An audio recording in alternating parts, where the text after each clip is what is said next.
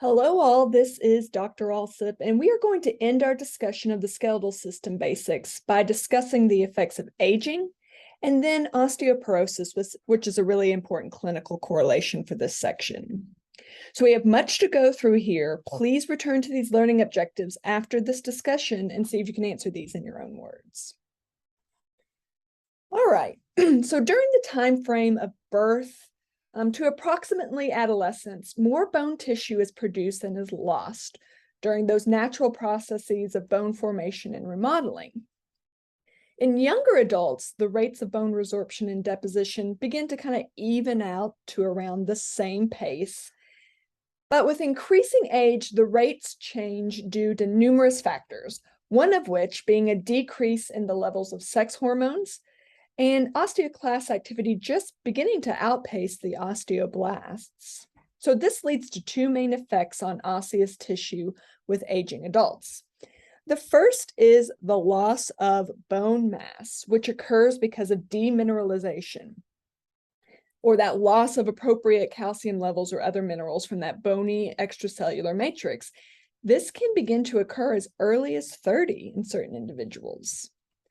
Another effect of aging is the increase of brittleness, and this is really important in bone due to a slowing of collagen production. So recall that collagen is that organic material in the extracellular matrix and super important in terms of tensile strength. And with the loss of tensile strength, bones become brittle and, importantly, more likely to fracture. So all of this sounds no good, right? Let's further explore the loss of bone mass. Now, there are lesser levels of loss of bone mass, osteopenia, but really we're going to focus more on the more severe loss of bone mass referred to as osteoporosis. So it's a condition of overly porous bone, which you can really see here in this illustration, or extreme low bone mass. Simply put, in individuals with osteoporosis, bone resorption occurs at a higher pace than bone deposition. And osteoporosis affects spongy bone more than compact bone, as spongy bone is more metabolically active and has more surface area exposed to those osteoclasts. So you'll see it in bones that have more spongy bone.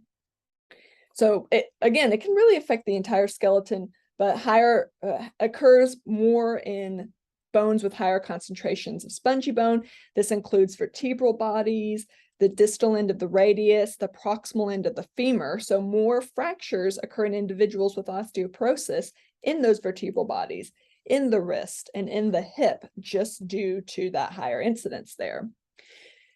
With severe osteoporosis, you can sometimes see what is referred to as shrinkage of vertebrae. You can see that right here in this image, which is really more of a cascade of microfractures in the vertebral bodies, causing this kind of mini collapse of these bones. This leads to a very distinct kyphotic vertebral column in the thoracic region. Sometimes you hear this referred to as a hunchback. You can see that in this image here. The highest incidence of osteoporosis is in individuals of middle to advanced age. That's kind of the key demographic here. Obviously, it can occur in younger individuals, but less frequently. There's also a higher incidence in individuals assigned female at birth, and this is really due to two factors. These individuals' bones tend to be smaller, but certainly not always. We know that there's variation there. So that will have greater effects with bone loss. Additionally, estrogen production tends to slow with earlier ages, and we know sex hormones initiate osteoblast activity. There are certainly other risk factors, such as family history, certain ancestries, such as European or Asian ancestries, smaller body builds just in general. Inactive lifestyles. We know weight-bearing exercise stimulates osteoblast activity, so inactive lifestyles could have that effect. Smoking, other factors, just to name a few. Typically, treatments for osteoporosis are focused on slowing the rate of bone resorption. So excellent. That brings us to our question, which is a nice true or false question. True or false, bone deposition occurs at a faster rate than resorption in an individual with osteoporosis. This is a key concept. Pause this, think about it, and when you're ready, let's discuss how false is the correct answer. It is actually bone resorption that is going to occur at a faster rate than deposition and osteoporosis, and more generically in aging overall. So that is a core concept. Make sure to review this video again if that concept was lost, or reach out with any questions. I hope you have a great rest of your day. Thank you.